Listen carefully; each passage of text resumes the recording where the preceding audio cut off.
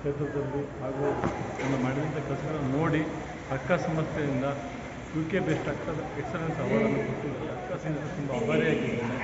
ಯಾಕೆಂದರೆ ಇಂಥ ಒಂದು ಅವಾರ್ಡ್ಗಳಿಂದ ನಾವು ಇನ್ನೂ ಹೆಚ್ಚು ಕೆಲಸ ಮಾಡುವಂಥ ಒಂದು ಪ್ರೇರಣೆ ಕೊಡುತ್ತೆ. ಹಾಗೂ ಈ ಸಮಾಜದ ಕಾರ್ಯಕ್ರಮಗಳು ಸಾಮಾಜಿಕ ಕಾರ್ಯಕ್ರಮಗಳ ಬಗ್ಗೆ ಈ ಮಾತಾ ಶ್ರೀನಿವಾಸ ಸ್ವಾಮಿ ಮಾಡಿರುವಂಥ ಕೆಲಸಗಳನ್ನು ನೋಡ್ತಾ ಅದರ ಜೊತೆಯಲ್ಲಿ ನಾವು ಸರ್ವೋತ್ತಮವಾಗಿ ಅಭಿವೃದ್ಧಿ ಆಗಲಿಕ್ಕೆ ಅನುಕೂಲ ಆಗುತ್ತೆ ಅಂತ ಅವಾರ್ಡ್ಸ್ ಆಫ್ ಎಕ್ಸಲೆನ್ಸನ್ನು ಪಡೆದಿರೋದಕ್ಕೆ ತುಂಬ ಖುಷಿ. ಈ ಪ್ರಶಸ್ತಿ ಬೇರೆ ಪ್ರಶಸ್ತಿಯಾಗಿ ಅಲ್ಲ.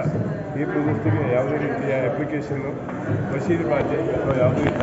ಕೇವಲ ಸಾಧನೆಯನ್ನು ಗುರುತಿಸಿ ನೀಡುವಂಥ ಪ್ರಶಸ್ತಿ.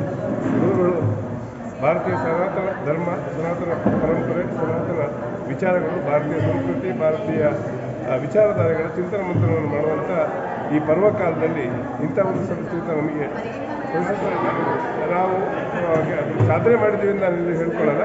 ಆದರೆ ನಮ್ಮನ್ನು ಗುರುತಿಸಿದ್ದಾರೆ ಮತ್ತು ಮುಂದೆ ನೀವು ಮಾಡಿದ ಸಾಧನೆ ಕಮ್ಮಿ ಇದೆ, ಇನ್ನು ಮಾಡಬೇಕಾದ ಬೇಕಾದಷ್ಟು ಇದೆ ಅಂತ ನಮಗೊಂದು ವಿಶೇಷವಾದಂಥ ಒಂದು ಆಶೀರ್ವಾದ, ನಮಗೊಂದು ತೃಪ್ತಿ ಸಿಗ್ತದೆ. ಕೆಲಸ ಮಾಡಿದ್ದಕ್ಕೆ, ಸೇವೆ ಮಾಡಲಿಕ್ಕೆ ನಮಗೊಂದು ಅವಕಾಶ ಸಿಗುತ್ತೆ. ಆ ಅವಕಾಶವನ್ನು ನಾವು ಈ ಅದಕ್ಕೆ ನಾಮದಿಂದ ನೀಡ್ತೇವೆ ಅಂತ ನಮಗೆ ಪ್ರಶಸ್ತಿ ಮೂಲಕ ಪ್ರೋತ್ಸಾಹಿಸಿದ್ದಾರೆ. ಅವರ ಒಂದು ಆಶೀರ್ವಾದಕ್ಕೆ, ಅವರ ಒಂದು ಕಳಕಳಿಗೆ, ಅವರ ಒಂದು ಬೆಂಬಲಕ್ಕೆ ನಾವು ಚಿರಋಣಿ. ಸೃಷ್ಟಿಯಲ್ಲಿ ಇದನ್ನು ನಿರ್ವಹಣೆ ಮಾಡಬೇಕಾದ್ರೆ ಪ್ರಜ್ಞೆ ಬೇಕು. ಒಂದು ಮಹಾನ್ ಪ್ರಜ್ಞೆ ಬೇಕು ನಿರ್ವಹಣೆ ಮಾಡಬೇಕಾದ್ರೆ. ಇಲ್ಲದ ಬುದ್ಧಿ ಸಣ್ಣ ಪುಟ್ಟ ಕೆಲಸ ಮಾಡೋಕ್ಕೇ ಬುದ್ಧಿ ಬೇಕು, ಮೇಧಾಶಕ್ತಿ ಬೇಕಲ್ವ, ಪ್ರತಿಭೆ ಬೇಕು.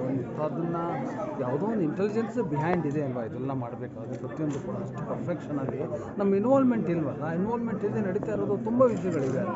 ಹಾಗಿದ್ರೆ ಇಂಟೆಲಿಜೆನ್ಸ್ ಎಲ್ಲ ವರ್ಕ್ ಮಾಡ್ತಿದೆ, ಮಹಾನ್ ಮೇಧಾಶಕ್ತಿ ವರ್ಕ್ ಮಾಡ್ತಿದೆ ನಾವು.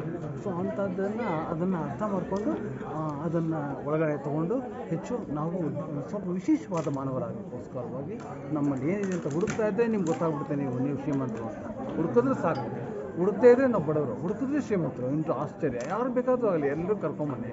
ಅವ್ರಿಗೆ ನಂಬಿಕೆ ವಿಶ್ವಾಸ ಹೊಟ್ಟೋಗಿರುತ್ತಲ್ಲ, ನಾನು ಕೂಡಲೇ ಒಂದು ಸ್ವಲ್ಪ ಧ್ಯಾನ ಮಾಡಿಸ್ತೀನಿ ಅವ್ರ ಬಗ್ಗೆ. ಅವ್ರಿಗೇನೆ ನೋಡಿ ಅವ್ರು ಚೇಂಜ್ ಆಗಬೇಕು.